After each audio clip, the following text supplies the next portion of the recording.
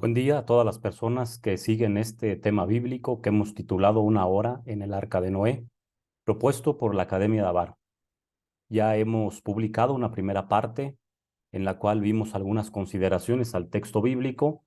Hoy presentamos la segunda parte que va a consistir en dos temas.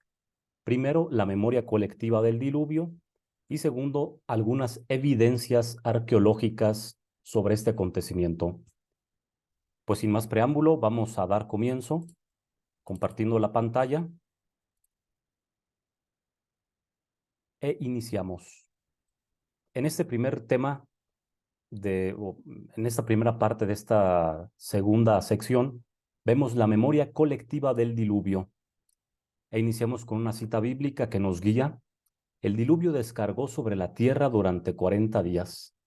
Crecieron las aguas y levantaron el arca, que se alzó de encima de la tierra.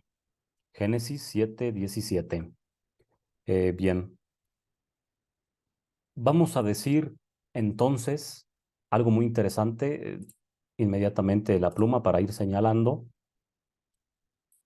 Hay efectivamente relatos semejantes al de la Biblia, no solo en el próximo Oriente Antiguo, especialmente en Mesopotamia, sino también en todos los continentes, en América, tanto en el norte, centro y sur, en Europa, en África, en India, en China, etcétera.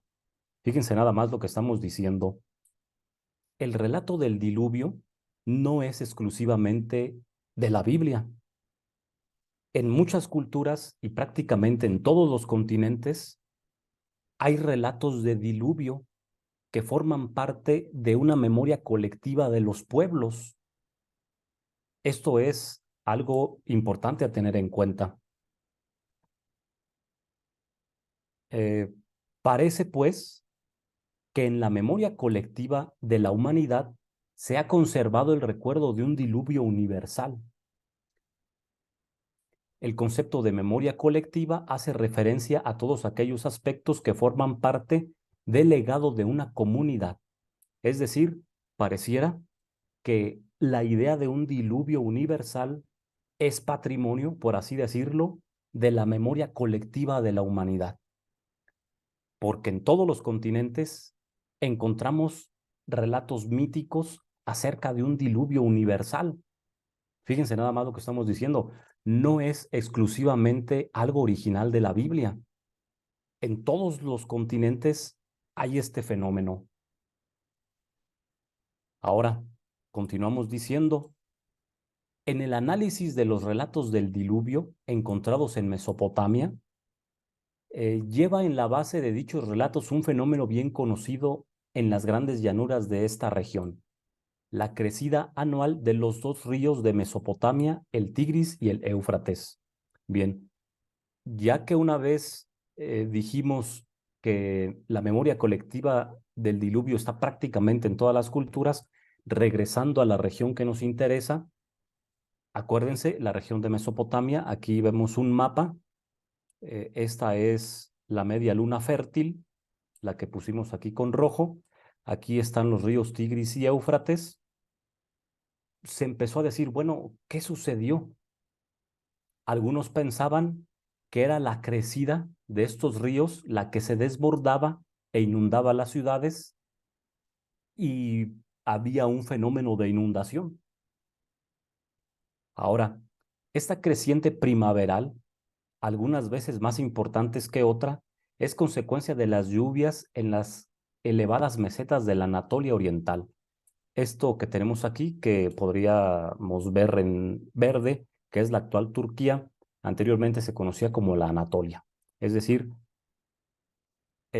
agua que venía de esta región y que inundaba algunos otros lugares. Sea como fuere, ¿qué es lo que podemos decir? Es muy difícil encontrar un diluvio único que pueda ser el descrito en la Biblia, pues ha habido muchos en Mesopotamia. Esto es algo muy importante. Mesopotamia, cuna de la civilización, ha habido diferentes inundaciones a lo largo del tiempo, diferentes diluvios, por así decirlo. ¿Cuál es al que se refiere la Biblia? Es complicado saberlo. Pero una cosa es cierta, estaba este fenómeno. Ahora, la presencia de los relatos semejantes en diferentes partes del mundo solo confirma una cosa: la historia del diluvio forma parte del patrimonio religioso universal. Era lo que ya habíamos dicho. Y esto es algo que estamos conociendo en este momento. A lo mejor algunas personas ya lo tenían en cuenta, pero bueno, lo recordamos aquí. Un patrimonio universal religioso de la humanidad que está en la memoria colectiva y que en la región de Mesopotamia, la región que a nosotros nos interesa, por ser la región en la cual se ubica el relato bíblico, decimos que hubo diferentes inundaciones o diferentes diluvios en esa región, que queda en la memoria colectiva de las personas y así surge el recuerdo o el acontecimiento del diluvio. Ahora, la historia de la inundación es considerada uno de los ejemplos clásicos más famosos de un paralelo directo entre la Biblia y la literatura del antiguo cercano Oriente. Vamos a ver por qué es un paralelo más anteriormente. Las conexiones entre el relato bíblico y las historias de inundaciones mesopotámicas, esta palabra es clave, son cercanas y claras para tenerlo en cuenta. Ahora, dijimos que en prácticamente todos los continentes hay el recuerdo de un diluvio. ¿Hay un diluvio en México o nuestros antepasados? Los relatos antiguos hablaban sobre un diluvio. Quise poner esta pregunta ya que pues estamos en septiembre, mes de la Biblia, también para nosotros mes patrio, acaba de pasar el 16 de septiembre, una fecha importante para nuestro país. ¿En México hay un recuerdo de un diluvio también? Claro, y vamos a ver lo siguiente. A lo mejor ustedes lo sabían, si no, bueno, lo estamos conociendo y se puede profundizar mucho más. El historiador italiano Claverigo contaba lo siguiente, fíjense, un historiador italiano. En la cultura mexicana había una tradición también del diluvio universal.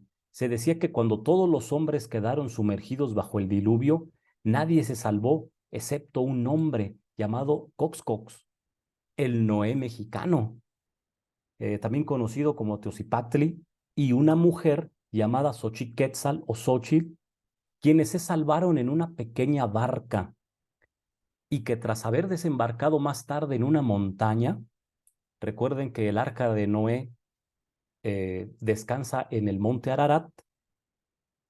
Bueno, en México, esta pequeña barca queda en una montaña a la que llamaron Coloacán y tuvieron ahí muchos hijos. ¿Qué tal? Un tema para seguir leyendo, profundizando. Y si ustedes buscan e investigan en internet, en algunos libros, el diluvio en China, el diluvio en la India, el diluvio en el sur de América, en los diluvios de Europa, van a encontrar el relato semejante. Un hombre que es salvado con su familia de un diluvio en una pequeña barca, que nosotros no lo llamamos barca, sino arca, por lo que se dijo en la primera lección. Ese simbolismo o ese paralelismo entre el arca de Noé, el arca de la alianza, que está en el templo, ver el arca como un templo, por eso no lo llamamos el barco de Noé o la barca de Noé, sino el arca de Noé, por el contenido de la teología sacerdotal que implica. Bien, vamos ahora al segundo tema, algunos hallazgos arqueológicos. Y no es lo que quizá algunos estén pensando, si vamos a ver los vestigios del arca que se dice que se encontraron en lo que hoy se ubica, eh, en lo que hoy es el monte Ararat, allá por la región de Turquía, colindando con Armenia, con Irán. No, de eso no vamos a hablar, de esa supuesta arca encontrada, que no hay prácticamente sustento sólido científico de esa veracidad. Bien, vamos a ver entonces de qué vamos a hablar. Y el día 17 del mes séptimo, varó el arca sobre los montes de Ararat. Génesis 7:4. Bien, vamos a lo siguiente. En 1929, durante la sexta campaña de la exploración de las tumbas de Tel al-Muqayyar, Tel al-Mukayar se encuentra en lo que actualmente es Irak, fíjense, Mesopotamia, los ríos, Tigris, Éufrates. El británico Sir Leonard Woolley halló evidencia geológica de una gran inundación que habría arrasado la cuenca mesopotámica en época protohistórica. Una capa arcillosa de un espesor considerable, unos 3 o 4 metros, que dividía dos ciudades diversas. Fíjense, una capa arcillosa de 3 o 4 metros, producto de una gran inundación. Pero en realidad eran vestigios de una inundación o el desbordamiento de un río, nada más. Eso hace referencia a que efectivamente en Mesopotamia era un fenómeno común, podríamos decirlo. No ocurría cada año, pero sí un fenómeno común. Varias inundaciones, los ríos se desbordaban. Bien, eh, para tener en cuenta una pista. Segundo, los británicos dirigieron excavaciones en Nínive entre 1849 y 1854 y descubrieron miles de tablillas cuneiformes. Esto que tenemos aquí en la imagen es una tablilla cuneiforme, fíjense el tipo de escritura, prácticamente simbólica, de símbolos, entre los restos de la ciudad antigua y fueron enviadas al Museo Británico transportadas en cajas. Bien, segunda consideración, los británicos en las excavaciones de Nínive encuentran muchas tablillas cuneiformes, tablillas como estas que vemos aquí. Incluso fíjense abajo cuántas tablillas hay y de qué tamaño son más o menos, tomándolas con las manos. Y fueron enviadas al Museo Británico. Bien.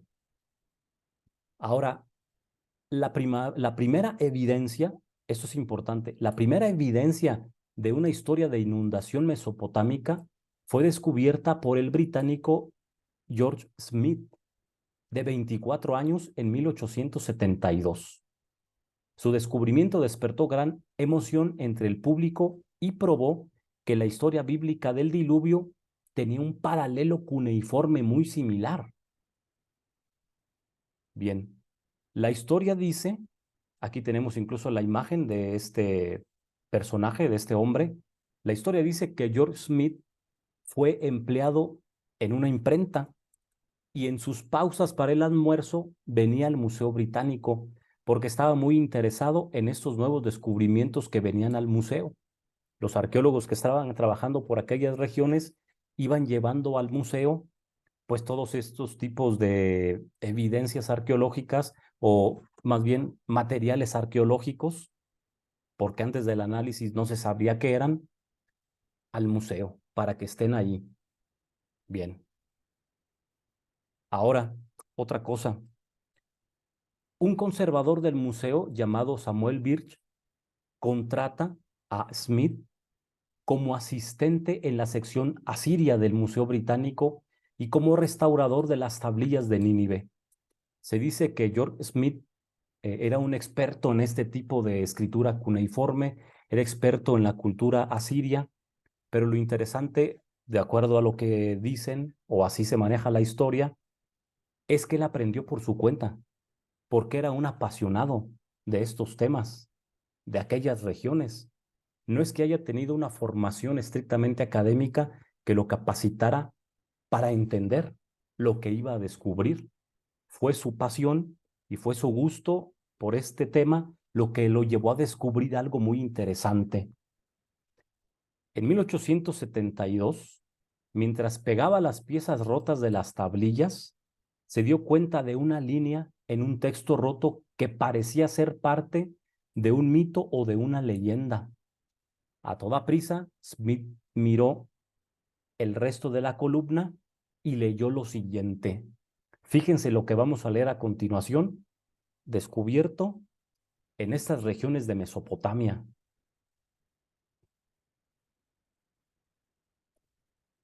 ¿Qué decían estas tablillas cuneiformes o una de las tablillas cuneiformes pegadas?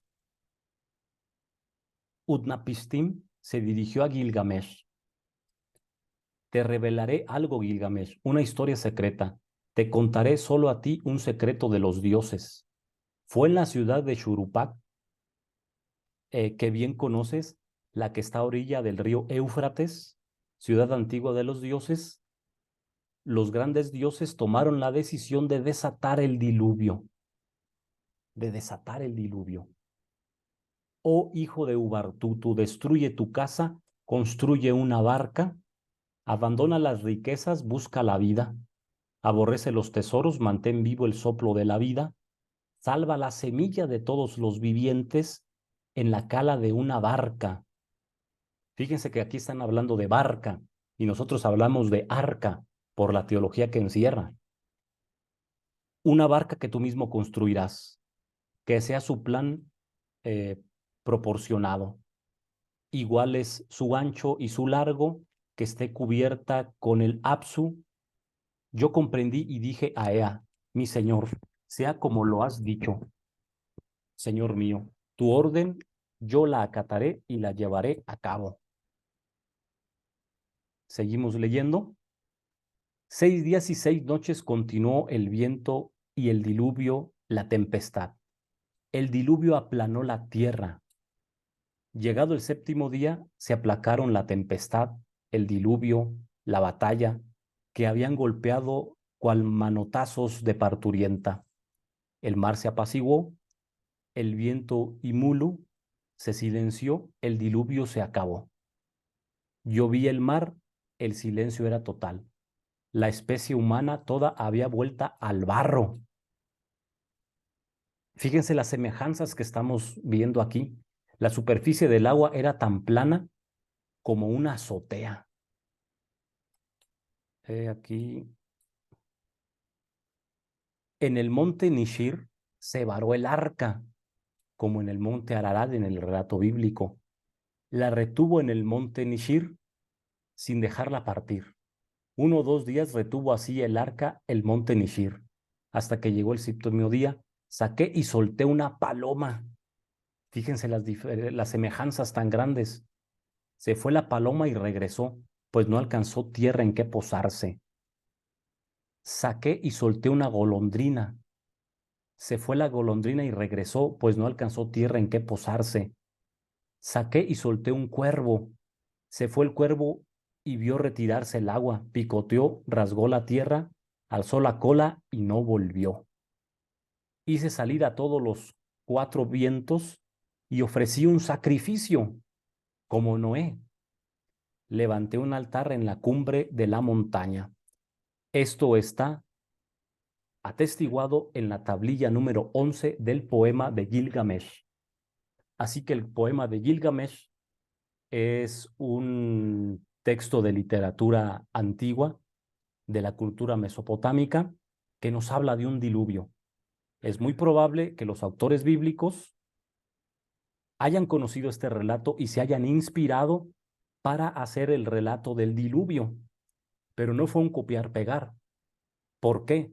Porque al relato del diluvio bíblico se le dio su originalidad, que es lo que vamos a tratar en la última sesión. Pues les doy las gracias a todos ustedes por su atención. No se pierdan la última parte, que es donde vamos a dar las conclusiones a este tema y sobre todo los dejo con este texto. ¿Qué les parece? ¿Qué les hace reflexionar? Que podamos tenerlo en nuestra mente y seguir profundizando más en el maravilloso mundo de la Biblia. Gracias nuevamente por su atención y nos vemos en la tercera y última parte para concluir este tema, 1 hora en el Arca de Noé.